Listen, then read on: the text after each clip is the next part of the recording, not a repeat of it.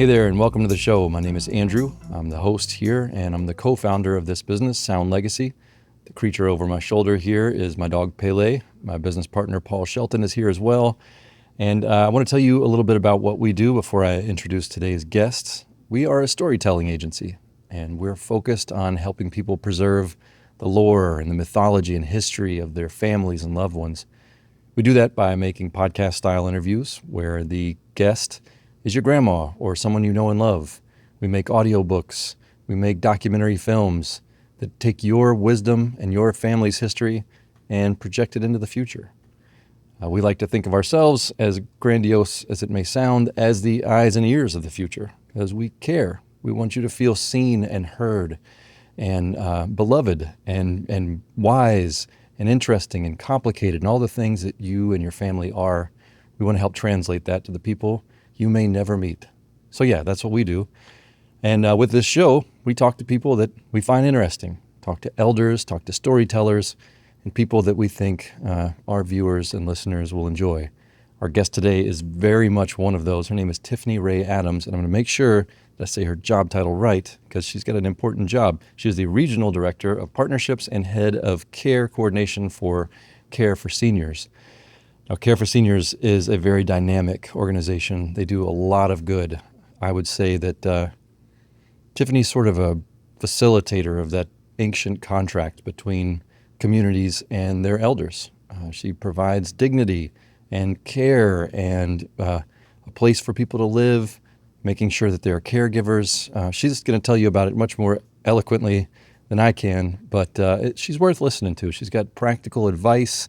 She's got a lot of hard-earned wisdom. We talk about her personal life, the things that she's come through, and the things that make her uniquely qualified to do what it is that she does. So yeah, with that out of the way, I'm glad you're here. I hope you're doing well.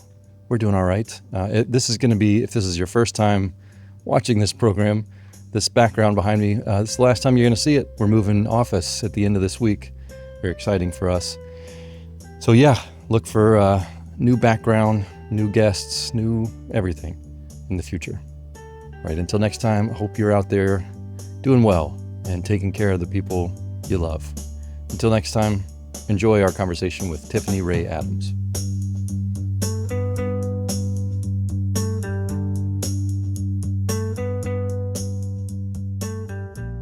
Tiffaney Ray, Good morning. Sitting here talking about COVID.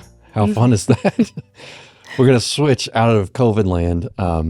Thanks for showing up and for coming to talk to me. I know it's funny that we're neighbors and I've never seen you around the neighborhood because you're always busy. And I want to talk about why you're always busy, what it is specifically that you do.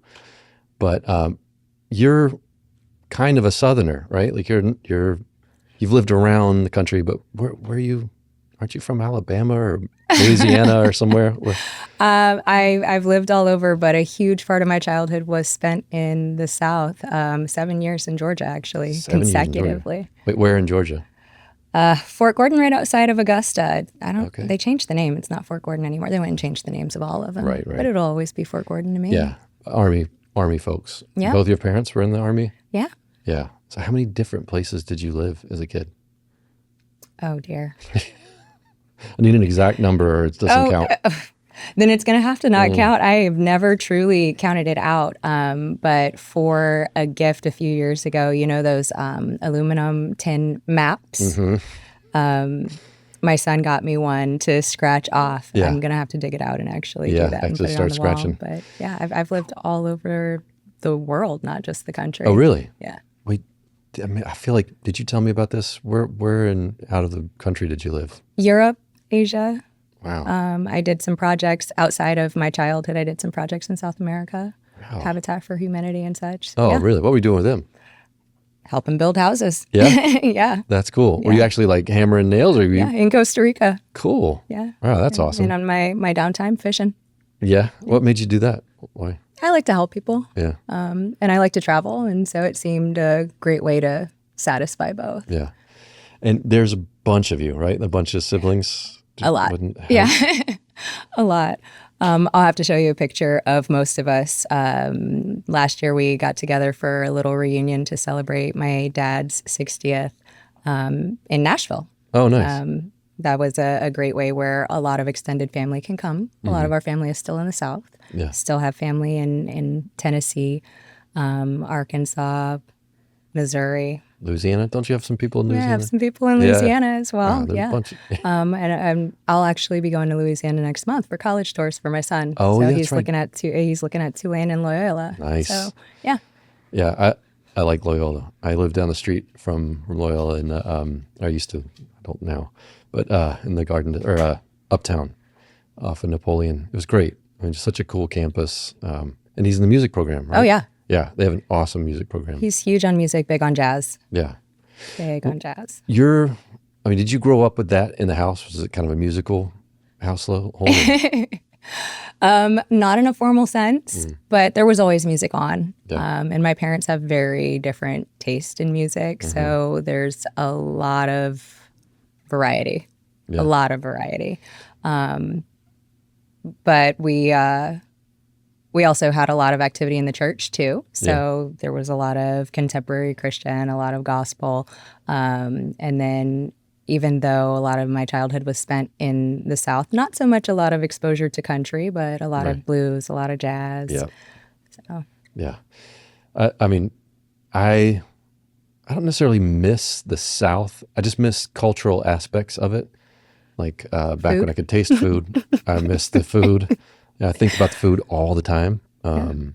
But yeah, the musical experience there it's just different. You just feel closer to it for whatever reason. I mean, obviously it's where it's from, but I don't know, there's a certain richness of experience being there, and like even just hearing someone play at a bar or somewhere that's just not, they're not like no one you'd know about, but they're just incredible and soulful and weird. And like their And day they feel job. like they're the only one in the room. Yeah. That it's for them. Yeah, it's for them.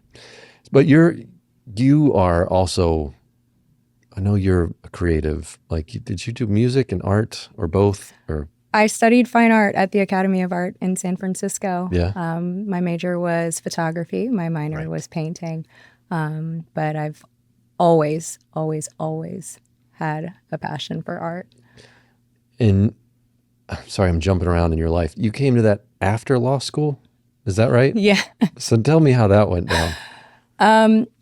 When I was a kid, both of my parents continued through their education pretty much my entire childhood. So I'm a lifelong learner. I think that's something that I got from my parents. Yeah. And so my mom used to actually take me to college with her when she was working on, she was studying psychology at that time. But one of the electives that she took was photography. And I think I was 10, and I used to go to her photography classes with That's her. cool. And Just sat in on classes. yeah. I used to read her amazing. photography books. I used to go to the lab and develop photos with her on her 35, and That's she cool. used to take me out. But it was something that I always really just was drawn to, Yeah. and framing and perspective and lines. I'm a visual learner. I'm a visual person, and so just noticing little things and being able to freeze it in time has always been interesting for me. And so art was something that I always wanted to study, but not everybody is so lucky as to be able to eat Right. as an artist, or eat well as an artist. And so it didn't seem like it was in the cards for me to be able to make a career out of it. So when it came time to figure out what I wanted to be when I grew up, art didn't seem like it was an option. And so when, as an adult, I just decided, my life, my choices, and that's when I shifted. Yeah. But you were in law school. Yep, third right? year. So what drew you to law? Like what, well, I guess I won't be an artist. I'll do this other extremely difficult and very specific thing. I've always had an overdeveloped sense of justice and helping people. My father is my best friend, and one of our favorite pastimes is watching crime and law TV. So I think we've seen every episode of Law and Order ad nauseum. Yeah. It's just a thing that we have always done and continue to do. Right. And I have lawyers in the family as well. And my brothers will say that I've always been argumentative. There it is. My life is predicated on being right. Okay. So All right. it was just something that, in observation, I thought would be a good path for me, helping people and arguing fact and shedding light on fact. But in law school, just surrounded by my peers and through some of the projects and watching personalities transition, develop, mindsets shift, I found myself surrounded by viewpoints and methodologies that were not in alignment with who I am. And so I concluded and I put my learning to work until one day I just couldn't do it anymore. Yeah. I remember you told me that you were like, hey, Dad, I think I'm going to go to art school. He's like, please finish law school first. Yep. And you did. So close to the end. Yeah. I was so close to it and I was ready to just not. Yeah. I was ready to just not. And he said, you're way too close to quit now. Whether you do something with it or don't do something with it, it's way too late to quit. You're not going to get that time back. You're not going to get that money back. At least you can walk away with something. Yeah. It's good advice. Yeah. It's nice that like you can take that advice. You know, a lot of times advice is like, oh, now I know what not to do. You know? Life. Yeah, right. But you took the advice from your dad. So this will segue nicely into talking about what you do now for a living, because you've done quite a bit more than just what you're doing now. But what you're doing now, it seems like such a unique alignment of those things. So, you know, looking at law and the idea of justice in the form of like punishing criminality, not quite vengeance, but, you know, justice for the wronged, seems like the path, right? But there's so much more to justice other than avenging wrong or making things whole for someone who's had something taken. Like what you do now with justice, with Care for Seniors, is it's more specific than just helping someone who's been wronged by a criminal. You know, it's wronged by circumstance, wronged by time and age. So it's a unique thing that you're doing, that you can, with a mind toward justice and helping people, can do what you're doing now to help seniors. So tell me about Care for Seniors. What is that organization? So we are a senior services agency. We support seniors through the transitions of aging, life changes, event planning in terms of their future. We are all purpose. It's really hard to hone in on the singular thing that we do, because at the end of the day, first and foremost, we're a resource. We're a direct service provider second. And so we are a resource to families and professionals, seniors throughout the Bay Area, to help them understand and navigate their options in alignment with their goals, their wishes, their circumstances, either through direct service or providing them resources and referrals. Yeah. So it's everything from, you know, someone trying to age in place that's not working out, needing specific care for mobility issues, to cognitive issues. Like when you and I had coffee a couple weeks ago, you were telling me, like, I mean, so far everyone that I've met in this space, I've met quite a few people through our network of people that everyone's so busy. I mean, just like, it's a hamster wheel for sure. It is a hamster wheel. And because we're, for one, the population of older adults in this county specifically is the Very highest concentrated in California, right? And, I believe the statistics a couple of years ago, and don't quote me on it, but There was an article that indicated that Marin County had the highest geriatric population per capita in the state. Yeah, which is no small feat. It's a huge state. A lot of people. Huge state, small county. Small county, small county. So like, and it's a population that has been, on the forefront of health and wellness, lifestyle.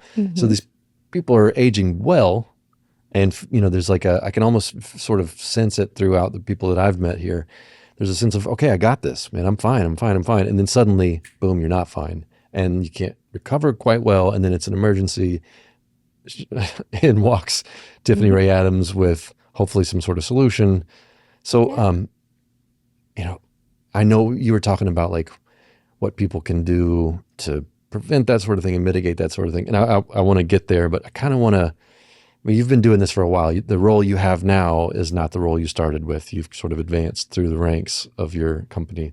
So do you feel like sharing any kind of stories about things you've seen, or, I know you can't like share too much, but can you just broadly tell me some stories about stuff that you've seen in the elder care space and in people's homes? And Sure. In terms of that education piece that you were touching on, one of the first things that I lead with my lectures on identifying programs and things for people to be mindful of when planning ahead or planning for contingencies. The first thing that I ask as an opener for those lectures and series is, how many people have had a fall in the last 30 days? A lot of hands go up. How many people know somebody who's had a fall in the last 30 days? Every hand goes up. Yeah. And so falls are an inevitable part of aging, unfortunately, and it can be quite debilitating. Yeah. So a lot of times what I see is resistance, hesitation, transitions and change is really hard. But at the end of the day, it's about being mindful and being prepared and having a plan in place for contingencies, for something unforeseen, and being on the same page with your network too. I work with a lot of families that aren't always on the same page, sons, daughters, neighbors, friends, who really want what's best for the person they're concerned about. And the person that they're concerned about is standing in their autonomy, oftentimes to their detriment. I had a client come on services in February, and it was related to a fall. And she was in a hurry to get out of skilled nursing. She was in a hurry to get off of caregiving services. And that's great. I love when people are motivated to recover. Recovery means you're doing well. Right. And one of the things I say to people when they come off services is, I hope to never hear from you again. Yeah. That means you're thriving. It means you're doing well. Yeah. I got a phone call from her yesterday. She's coming back on services because she fell and she re-aggravated the original fracture and has a hairline fracture on her other hip. Oh. And so I do see that a lot. I also see a lot of families with a lot of children, and hopefully this will not be my family when it's time for planning for our parents. But families with a lot of children, even if they talk to each other a lot, they're not always talking about the hard conversations. Right. And then they're finding out after it's time to have made a decision that they're not on the same page with what they have in mind. Right. Or deferring to somebody who's cognitively impaired.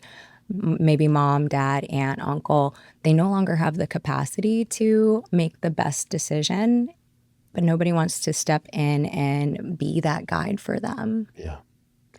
And it's not always so clear cut that that's the case. I mean, some of these things can be very gradual, and it's been happening for a while, and then all of a sudden you hit a cliff. I think about this relative to what we do. I mean, we're helping people tell their stories and contextualize their lives. And there's like a certain unburdening that we've seen with people doing that. They feel like, oh man, set the record straight, Yeah. which is great. But we're also seeing a lot of people, which I think you see sort of a similar thing. It's like, oh, wow, we've hit this wall, and now like dad can't remember stuff or mom repeats herself. And like, that the time to have done things about that was way before, so like, in the context of what we do, it's not an end of life summary. It's like, hey, this is a point in your life. Let's handle some of these things. Yes. You're not at the end of the road, but a lot of the road is behind you. Yes. And you can turn around and look at it and say, hey, let's handle some of that. Yeah. So it's interesting because you're doing a very similar thing. Like the time to tell that story is before you forget the ending, Yeah. and before you forget the details. So like the time to lay it out is when you can. Yeah. I run into so many situations where social workers, discharge planners, they'll call with a situation where a family has literally hit that wall because they don't have the documents in place to be able to make decisions for somebody that the attending physician has determined patient can't decide. Right. And there's no documentation in place for who their proxy is, who their DPOA is. Yeah. And the recommendation may be transition to assisted living, transition home with caregivers. Well, all of these things require signing a contract or a consent. Right. These things are private pay services. So there's an access to finance that is needed.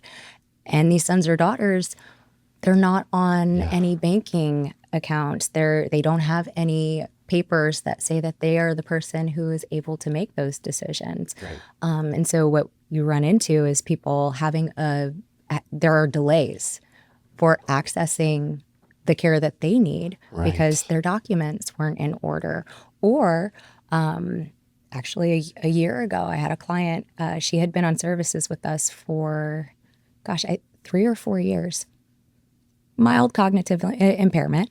Nothing too wild and crazy. She had services for companion basis. She was lonely. She, 3 years into service, suffered a major hemorrhagic stroke. No longer mobile, no longer verbal. And there was no documentation in place. She had no DPOA, she had no proxy, she had no medical directive, and there was nobody to address the finances either. She had our caregivers in place, and we kept our caregivers in place and worked very closely with her family, but they are still tied up a year later in probate, trying to settle her affairs, and it's very taxing for the family as well. She passed away last year. And it can be really challenging for families to navigate that terrain without documents in place. It can also be really challenging for the person receiving the support services. Well, yeah. Because cognitive impairment or not, they're still there. Yeah. They may not be able to articulate exactly what they're feeling or what their wishes are, but they are still there. Right. And for someone to step in and make decisions on what they think this person might want, there's always a chance that it may not be in alignment truly with their wishes for themselves, what they would have wanted for themselves, how they would have wanted to live if certain things happened. I always urge people to at least fill out 5 wishes. It's a quick document, and it stands. And it can honor those wishes. If not wanting to do the 5 wishes, do a post. Yeah. That bright pink form. Yeah. And it should live on your refrigerator. It's an eyesore, but it's right there. And everybody knows where it is. Yeah. And paramedics are, they're able to see it and follow through with your wishes in the event that something happens and you're not responsive. It allows for healthcare professionals to honor your wishes. Yeah. And if it's not documented, they're going to take whatever measures to keep you alive. Right. Well, everybody has their own understanding of what alive is for them, right? I remember I walked into my great aunt's kitchen once, and the first thing I noticed was this very awkward looking thing on her refrigerator. And I go look at it, and it is a DNR, like do not resuscitate order on a refrigerator. Like, you know, Yeah. we all take things for granted in life, you know, but opening the refrigerator to pull out something to eat, you know, to be just confronted with your mortality wishes, you know, every time you It's open morbid. it, It's taboo. We don't talk about we these don't talk things. about it, but it's such a drastically crucial part of our reality that has to be part of it. Like, and there was I'm always conscious of acronyms because I'm forgetful, but DPA is direct power of attorney. Is that what? Yes, a DPOA, DPOA. durable Okay. power of attorney. Durable. Okay. Yeah. That makes it durable. That's much better than direct. Yeah. So, you know, you and I have talked a little bit about this just personally about your philosophy on being dead forever, like death. And we were just talking now, like it is something we don't talk about as a culture. And even like, I think maybe you and I are probably unusual in this way. Like I talk about it all the time. I think about it all the time.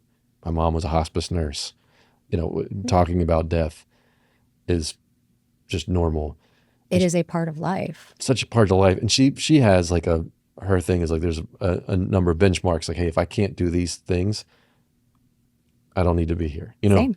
So can you talk to me about I mean, we don't necessarily, I'd love to hear anything you have to say about death, like what you think happens after all that time. but specifically like, you know, how do you feel about approaching death? I want the end of my journey to be as comfortable and dignified as possible. I want to be remembered as myself, but in terms of just my own end of life journey, I want to be comfortable. I want to have dignity. I don't want to endure any unnecessary pain. And I want to, if possible, if my brain wants to work with me, be in possession of my faculties. I still want to be myself. I still want to be able to communicate. And if I'm not able to have that, I know what resources are available to me to honor my wishes. Yeah. But at the end of the day, I think everybody deserves to pass with as little suffering as possible and with dignity on their terms, whatever those terms may be. Yeah. But it is important to me for me to be remembered as me. Right. The idea of dignity in death, I think, is extremely important. I remember my mom talking about that as a kid, and you know, she would love these people, you know, her patients in hospice, and become friends with them. It's you know, very intimate work. Yeah, and like, yeah, I struggle with like getting so close to my dog because you know I just know he's a time bomb of heartbreak, you know. But whatever, I'm going to bond with him to the best, you know, and whatever, you just face the heartbreak when it comes. Grieving is as much a part of life as living and dying. So like the idea of hanging on to something, I don't want to hang on to my dog to the point where he suffers. Yes. Right. And like the idea, as much as I love that creature, I love him enough to know that like, hey man, if you're at a point where life is just miserable for you and I can alleviate that with a dignified exit, 100% for it, you know. And I want that, you know. There's no guarantee. I mean, you could get hit by a bus today, which is neither dignified nor fun, you know. But you know, whenever possible, I don't think there's anything wrong with the idea of the Little Brothers, Friends of the Elderly. They talk about flowers before bread, which is a poetic way of saying dignity even in death. You know, like there's a way to show someone mercy but still maintain the fact that that's a human being who has opinions and ideas and, you know, had an entire life. So that's why I know I keep talking about what we do, but what you do and what we do are weirdly similar. There's a symbiosis between like story, because that's what we are. We're storytelling beings, and this sort of end of life, summarizing what you've done and looking out for how it's going to go for you for the end. Yeah. What we do is honor people. Yeah. Yeah. What do you recommend people do? Like if there was, I know you said that there's the list, there's the 5 things, but like if you were to just, if you could grab everyone in the world's attention and be like, hey, listen, think this through. Here's what, you don't want to be calling me in an emergency. Here's how to prevent that emergency call.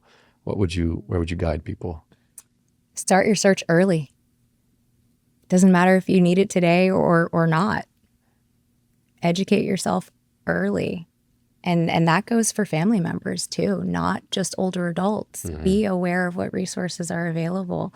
Pre-elect on assisted living, pre-elect in home care agencies, get in touch with geriatric case managers. Just create your network, so to speak. Your short list of, okay, if this, then I call that. Right. It's better to already have that on hand rather than reacting to a situation and having doctors and discharge planners sitting you down and saying, you need to do this and you need to do it now. Yeah. There are way too many resources out there to not tap into them. The unfortunate reality is there's not enough chatter about it. Right. So yeah, my advice would be make sure your papers are in order. And you don't necessarily have to do everything on the list. Right. But, solidify what your boundaries are on life-sustaining treatment in the event that something happens. Have your proxy for financials identified. Your proxy for your medical care. Because maybe what's happening isn't necessarily on that list of boundaries of I never want these types of treatments, but maybe you're not able to speak for yourself. Maybe something's happening and you just aren't able to articulate. Somebody who can be that voice for you. And then your list of care partners. Right. It's better to have that than to be scrambling at the last second. It can also be beneficial to front load your care options if something happened. What do you mean by that? For example, moving in the other end of the spectrum, maybe something hasn't happened. Maybe we're not doing an end-of-life journey. Maybe we're not recovering from a fall or a traumatic event. Maybe we just had surgery. Right. Joint replacement. Very routine. It's better to put care for yourself in place before you have that surgery and not need it. Yeah. Than to have that surgery. Right. Go home, need it, and fall. It's better to front load those services and remove them after it's determined it's not necessary than to find yourself in a worse situation. I see it all the time where there's resistance to care for a variety of reasons. Maybe there's infighting with the families and they're not on the same page in terms of how much they want to budget towards the care. Maybe the person needing the care is very resistant. And I'm sure you've encountered this as well, where older adults, that autonomy and independence is important. It really is. We focus on capable care. We're not here to swoop in and take care of somebody. We're here to augment their independence. Our approach to caregiving is about empowering and fostering independence, not taking it away. And so we run into situations where somebody is very resistant to the notion of caregiving. After a little while, they do come to find that it is liberating, it is empowering. They're able to divest of those mundane day-to-day tasks that they don't particularly care to do, but someone else is there to do it for them. But when care is needed in those situations, a lot of times they opt for the bare minimum. And if somebody's underserved, they're at very high risk of something happening, and then it's required that they have round-the-clock care. Right. On the other end, maybe they're willing, maybe the family's willing, but preservation of cost is a concern. Sure. It's not cheap. It unfortunately, it's not. Maybe the recommendation for care is 8 hours a day. And on the surface end, looking at your financial future, that's sustainable, but you're cautious. Not going with that recommendation, maybe you pick 4 hours 2 or 3 times a week. Well, there are a lot of options between 4 hours 2 or 3 times a week and 8 hours a day. daily. Yeah, There are right. many other programs that can go in between that. Hypothetically, on the day that the caregiver's not there, something happens. Right. What do you Now do? you're needing 24-hour care. Well, if you were concerned about the sustainability of the 8 hours daily, now that's further compounded Right. by a requirement to Yeah. have that 24-hour care. And not everybody needs 24-hour care. When people call, Right. I tell them all the time. They call and they say, hey, oh, my mom needs 24-hour care. And I say, well, why don't I do an assessment? Let's take a look at what's going on. Yeah. I can tell you most of the time it's not needed. Yeah. And I am always upfront about that. And I say, hey, we can do 24-hour care if that's something that you like. But here are some ways where you can get around that need for 24-hour care. You can incorporate technology. We can monitor very specific times of day where the care is most appropriate. Getting an understanding of somebody's daily routine can help mitigate that need for wraparound care. Obviously, there are some diagnoses where that 24-hour care is just going to be it's going to be indicated. I had a call over the weekend. There was a gentleman who presented at the hospital, and oh, my heart breaks for this family. I can't imagine how they felt when they woke up to this. But he was diagnosed with Alzheimer's about 3 years ago. Things started to progress in the last couple of weeks. Routine became very erratic. His concept of time was reversed, as is pretty common. Night becomes day, day becomes night. Oh, man.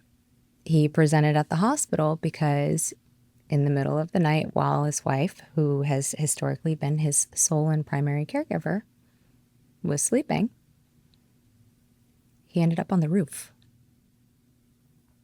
He's never eloped before. He's never left the house at night before. Did he fall? No. Oh, okay. There, But they found him on the everything roof. was fine. Everything was fine. On the roof. But one of the things that I tell families who are trying to navigate the terrain for someone living with a progressive neurodegenerative disease, everything's fine until it's not. Right. So it's best to have a plan in place for when it's not, and it's not pre-scheduled for when it won't be. Everybody's trajectory and pace and timeline, even if the specific diagnosis is the same, how rapidly it progresses is going to vary from person to person. Yeah. It is all very snowflake. It is very individualized. And you're at higher risk as a geriatric person, but it's not the only people who need care and need a plan. And I'm glad that you used the word geriatric, because a lot of people don't realize the medical care for older adults is actually a specialty. Older adults really should explore having their primary care needs managed by a geriatrician. It is specialized health care. It will feel the same as your general internist that you've had for the last 30 years. But this is a practitioner who is specially trained specifically on the healthcare needs of older adults and how different medications fare differently after a certain age. They understand the common comorbidities that typically will affect older adults as opposed to younger populations. That's their focus. And a lot of times we run into situations where somebody is needing support because maybe their practitioner didn't understand some of those nuances, and it's no fault of theirs. Right. It's a not commonly understood and explored space. It's gaining more traction now. Kaiser recently opened up a geriatrics department that they historically didn't have. But older adults really should explore shifting their primary care to a geriatrician specifically. I don't know. I don't have a plan in place, and I should, because I've had a stroke. like I was very, very fortunate that mine was so mild. I actually had a bunch of them until I had a procedure on my heart, had a hole, had to have a PFO closure. But, that could have gone horribly wrong for me. And I'm just, it's by whatever, the grace of whatever you want to call it, that I am not severely debilitated. Which, that happened when I was 40. So, it can happen. And a stroke is indiscriminate. It can happen at any age any to age. anybody with zero risk Right. factors. It requires nothing. I don't know if this is too personal, but do you have a plan in place? I do. You got all your stuff together? I don't have all of it. But I have a plan for what I don't have just yet. Yeah. The thing that I am holding off on in this moment is long-term care insurance. Sure. Right now, I'm just not ready to start paying premiums Yeah. for it when When you still have kids. exactly. Right. But it is on the agenda for me to Yeah. secure. I know exactly what policy I'm going to be getting. I Nice. have my broker. Wow. I'm ready for it. It's just Yeah. a matter of saying, okay, I'm Here ready comes my to get money. this. This Yeah. is the plan I want. Let's go ahead and apply. Wow. All right. Well, I'm just not ready to start paying for that yeah, yet. let that be a lesson to you, listener, that a young woman is just already planning for that sort of thing. You're healthy, I think you're younger than me. You definitely look younger than me, but you're healthy. You don't have problems, and you're still thinking, what if? Yeah. If this, then that. Yeah. That's great. I don't know. I'm this week. It's funny. I'm talking to you and then another person who deals sort of in a similar space and helping people organize their lives and get to the position where you're not suddenly, not just you are screwed over, but the people who are responsible for you are suddenly remarkably burdened with your care, and that if things were in place, it wouldn't be as much of a burden, Right. But there's no question that it can be extremely burdensome to busy people who've got lives and their own problems, and suddenly, like, wow, all your problems are now mine, and your problems are legion. So it's interesting that we're talking about this today, and that my focus is so wrapped up in this sort of this space. But I know I keep coming back to it, but it really does have a lot to do with the idea of your story. The story of you. The ending is unknown, but you can do things to make it the epilogue a little bit easier. Yeah. Like, Yeah, you can. yeah. A burden is also a very nuanced word too, Yeah. because it doesn't necessarily mean that your family doesn't, or your network doesn't want to support you. Sometimes it's a blindside. Right. And so there are so many emotions that come into play with being blindsided and having a desire to support somebody. I call it the sandwich generation. We often see it with sons or daughters, and they are confronted with a sudden need to step in for their parent, but they are also a parent themselves. Right. And nowadays, they're also not local. Right. Yeah. So they're sandwiched between their life, their personal obligations, not being nearby, often in a completely different time zone these days, and wanting to be present for their loved one. And there's a lot of grief, a lot of guilt, which, if not having the right support measures and resources in place, can fester to resentment and strain family dynamics. Then on the other side, the older parent is also feeling inadequate, feeling like a burden, feeling like a failure, Right. feeling, and often not vocal about what is happening in their day-to-day life, maybe minimizing and downplaying how they're doing and not getting what they need because they don't want to add to their son or daughter's plate Right. when they already feel like they've added so much as it is. And so laying out those wishes, those goals, identifying those resources in advance, it helps cut away so much of that frantic scramble because there's already a plan. Right. And so it's a matter of like, okay, I have my map. Step 1, step 2, these are my delegates. Step 3, Right. it will still be stressful, but at least you're not having to deal with the scramble of identifying all those moving parts and all that research. It's better to do it little by little over time and have it done and ready Yeah. than to be doing it in the throes of a crisis. Yeah. When there's grief and sadness Yeah. And making an emotionally charged decision is never healthy. yeah.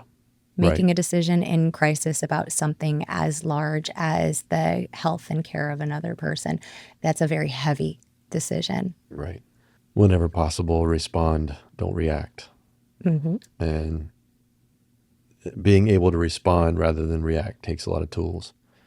And that's, that's emotional literacy, it's psychological literacy, it's financial literacy. There's so much that you have to know. And it freaks me out because I'm a total seat of the pants person. Like I'm very spontaneous, very, I don't typically plan.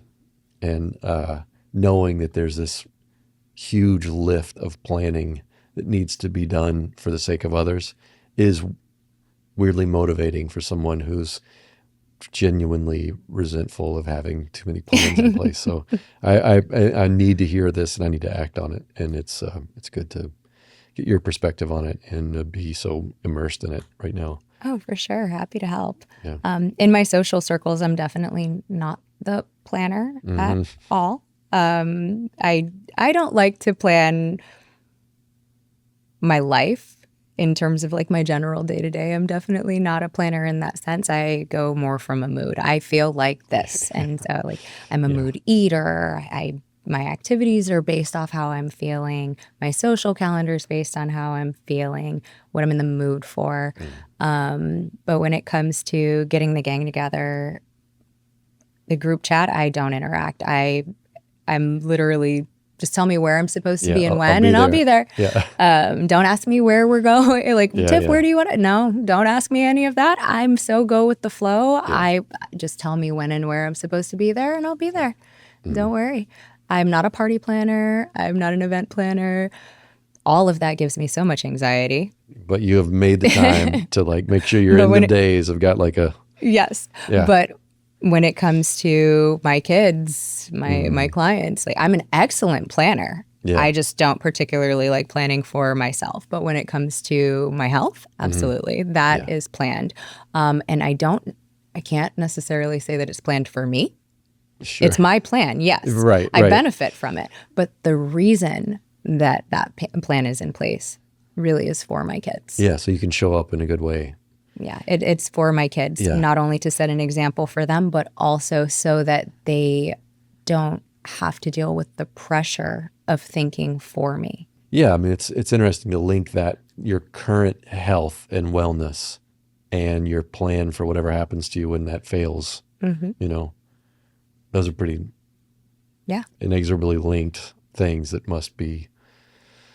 Yeah, that's a cool perspective. I like to hear that. It's I don't know, it's heartening that there's a way forward, and it just having empathy and using your imagination to see what it would be like to be in those people's shoes, having to deal with your sudden absence, your sudden indefinite absence from the process. Yeah. It does require empathy, and it's a great use of it. So thank you for reminding No, for me of sure. that.